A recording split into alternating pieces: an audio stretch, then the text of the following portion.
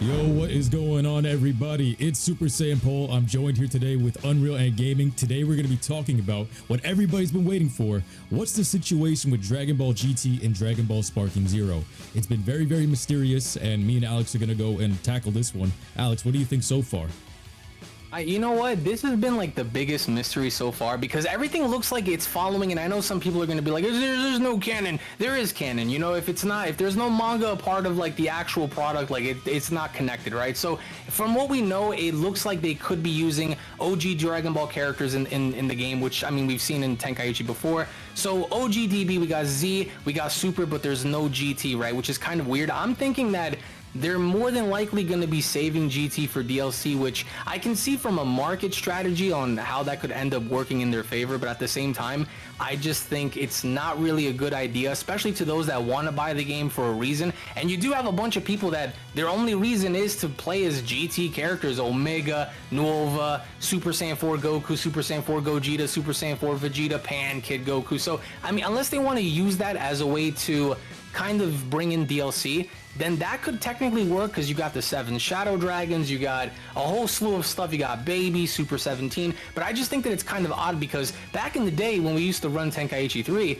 we used to have those characters by default. Obviously Super didn't exist at that time, but it's just, I think that the market strategy going forward is to have those characters as DLC, or maybe they're unlockables, which is going to be a little weird since they haven't even mentioned anything about that. But as of the recording of this video, we don't know if they're going to be definitively including those characters on day one. But what I'm only going to assume is that those characters, among probably a many more, just like Xenoverse 2, are all going to be DLC, because Xenoverse 2 has it's lasted almost, give or take, like 8 years, right? 8 years just straight up DLC, which is great because they've been supporting the game for 8 years, but everything has been DLC, you know, like they obviously, it's a company, they want to make some money. So I don't disagree with that strategy on their end, but just at least give us something to look forward to in terms of that, because we don't know. I mean, we can only assume that, yeah, sure, Orange, Piccolo, Beast, Gohan, Cell, Max, they're going to be in the game because they're a part of Super.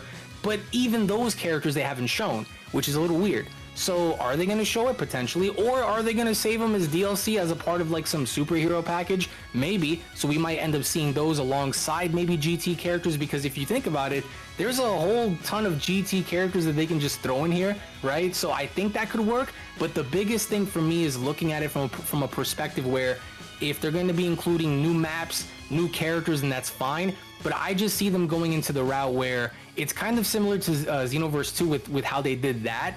And I think that's the direction that they're going to be going in, essentially. And you know what's crazy? The fact that you brought this up is that when you look at how modern gaming has been treating us with terms of DLC, like you said, Xenoverse 2, 8 years of DLC, and even Xenoverse 2 in its inception, it felt like Xenoverse 1.5. To be honest, Xenoverse 2 is technically, it felt like a DLC from Xenoverse 1. They really changed little to none besides the city and a few of the HUD. But with that being nearly a 10-year span, what they're doing here with Sparking Zero is they've been playing this very smart, because the most recent trailer at the time of this recording was with Goku Black and his Rose form really showing everything off in the Dragon Ball Super realm. But like you said, there's nothing with the Dragon Ball GT spot on trailers yet, because of the fact that the pre-order numbers, they're using that to engage, hey, what can we chop out of this game and put as DLC, because they've already put some of the new superhero movie into the DLC package with, I believe, Gamma 1 and 2, if I'm not mistaken. And that's where they're going to gauge it whether, hey, we're going to add this part of the story into the DLC, or if we're going to go back and add this whole thing as a chunk depending on the pre-order numbers. So what do you think? Do you think it's how they're playing this? They're doing it very slowly. No, 100%. I think they're going to be kind of saving this for DLC. But if that's going to be the case, then I'm only going to assume, since they're doing like the whole customizable story thing, I'm only going to assume that they're going to add tidbits for the options for you to customize your story even further once they add GT characters. So like, what if Baby, I don't know, infected Beerus or something? I mean, the possibilities are endless, and I think limitless too, because again, we've talked about this on another video. How are they going to top this game? I mean, it's really good, but it's interesting because how much can we expect from this game? And it's kind of weird because we know that Bandai doesn't really adapt manga characters without there having to be an anime portrayal of them, but at the same time, we don't get Moro, but we're getting Vegeta's Gamma Burst Flash, which is kind of weird because the Gamma Burst Flash only ever happened in the manga, never once in the anime, so that's kind of funky. But I can only expect that if the anime comes back, we're going to see the adaptations of those characters, and then from there, you know, we're going to get to see Moro in the game and etc.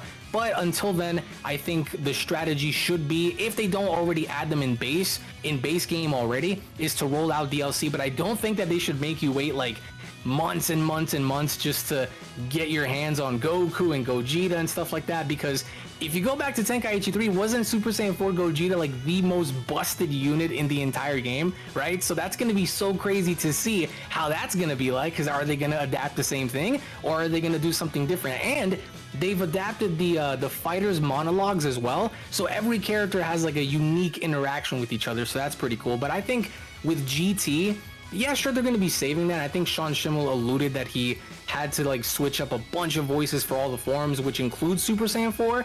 But the only problem is I hope that we don't have to wait an entire year. Can you imagine that? 2025 of October is when you have to wait to play GT. Like that's a little silly. But all in all, I think that they should have been in the game already. But from a marketing perspective, if you want to make some bread, I guess it kind of works, doesn't it? So.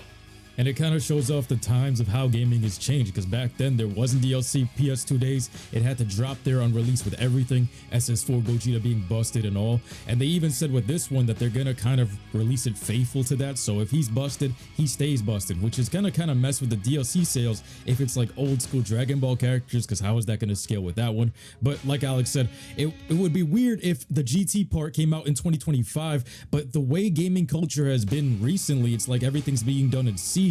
This way you keep gamer interest for longer, you keep them in the ecosystem, you're selling the base game for longer, and then keeping interest up with new trailers on whatever social media based on the season. So GT could actually very well come out in 2025 if they were doing it like the way the Kakarot model is done, where it's, hey, here's another chapter, and then another like 6 months later, here's the next one. They could definitely do that and prolong it, even with the main story of the sagas being like, let's say the Moro arc, we're gonna sell you that, or the Granola arc, and anything that happens that we haven't seen, it could all be sold on this one base game for like maybe years to come, because they've done it in the past multiple times, whether it be Xenoverse or Fighters. It's how they've been doing it, and even Kakarot. So I wouldn't put it past them to not even try with another sequel. It would just be a straight DLC model. But I think that's what they're leaning towards. I think Alex agrees with that too, that they're just leaning mainly towards just DLC seasons, if anything. My final thoughts on this is, as long as it's good and as long as they give us like a variety of things, not just characters but maps and maybe options for story, that'll be great too. But if it's just characters, then it's like, okay, I mean, they've done that before, but I can only expect like massive packs for those, because if you really stop and think about it, like GT got a lot of characters, especially if you want to count like Baby Goten, Baby Gohan, you got Baby Vegeta, different forms of Baby Vegeta, you got Super 17, you got Majub, you got Full Power Majub, you got the Shadow Dragon, Sin, Omega, there's a bunch. And if they want to do what ifs, I guess if they do, then they could always include that. They can always include what if Pan went Super Saiyan, or what if there was a Super Saiyan 4 Vegito. It's crazy, and people may say like, okay, well that's too far-fetched, but is it really? Because look at Sparking Zero so far, like it looks absolutely fire. So hopefully we'll get GT sooner rather than later. Those are my final thoughts.